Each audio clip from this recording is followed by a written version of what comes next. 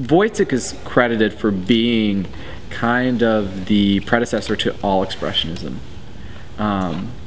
Granted, if Buchner had lived, that may not be the case. But, you know, people had to fill in the blanks, and they filled in the blanks with concept. So it became expressionistic. Buchner was 23 when he died. So I'm 23. And most of you are around that age. It's really interesting to me. I found that so intriguing that we were doing a work by someone who is, you know, our age. And we're doing what everyone has done, or most people have done with the tradition of Woyzeck, is you fill in the blanks yourself. So it all started one day when I was sitting in my car and listening to NPR because I'm a dork. She starts off saying, you know, hi, I'm Michelle Norris, and this is Fresh Air or whatever she's doing, Morning Edition. And she said, some listeners may find this story disturbing. There's a person who has just been elected as the first transgendered public official.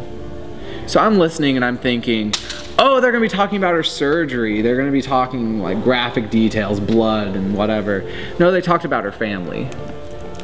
And so I was like, why? And then the next story, I'm not exaggerating, the next story was about soldier suicide, and it went into great detail on how they did it. So, and there was no warning for that.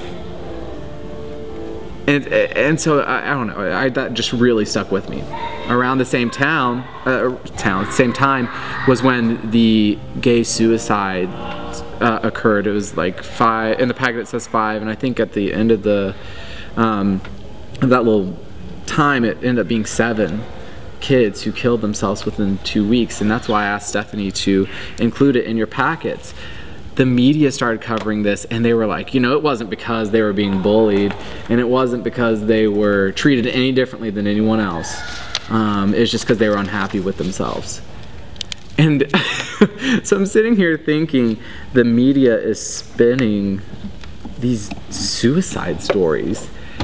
So around the same time, I found the script for Woyzeck, and it really struck a chord with me, and I really wanted to explore, can we comment on how the media portrays queer figures and queer movements?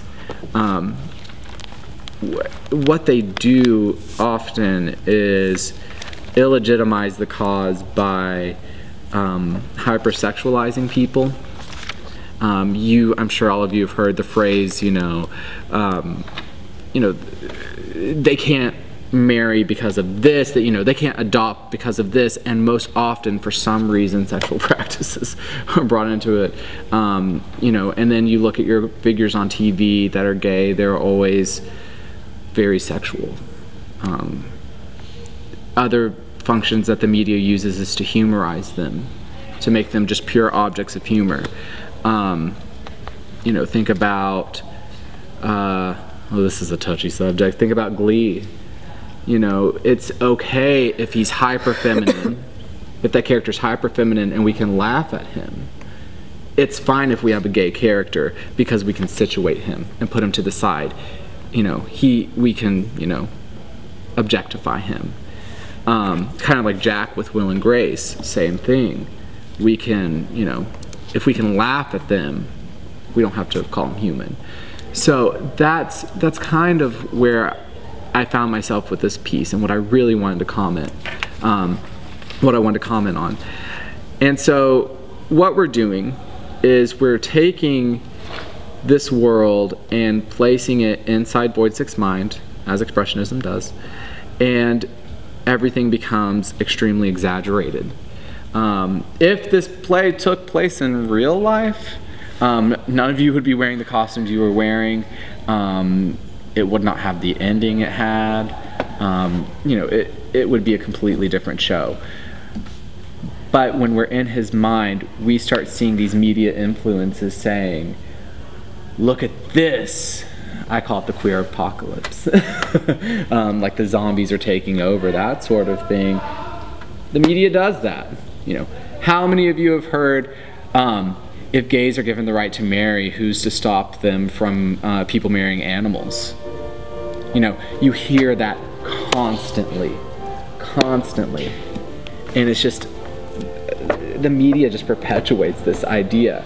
So what they're doing is they're condemning one group by reinforcing, and at the same time reinforcing, this normalized idea of what is valued in our society.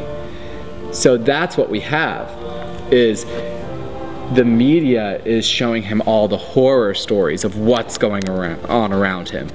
They're saying, you know, if you don't stick to the straight and narrow, this is what's happening. Everything becomes super sexual, and everything becomes just, you know, it falls apart. So Woyzeck has this expectation uphold, his manhood, his masculinity, his heterosexuality, but everything in his world is just hypersexualized, and he can't control any of it. He does not kill Marie because, you know, she is a lesbian. He does not kill himself because he has feelings for other men. What it is he just, in no way can he hold on to or get a grasp on what society says he should be. Everything in his world is not permitting him to uphold that valued masculinity.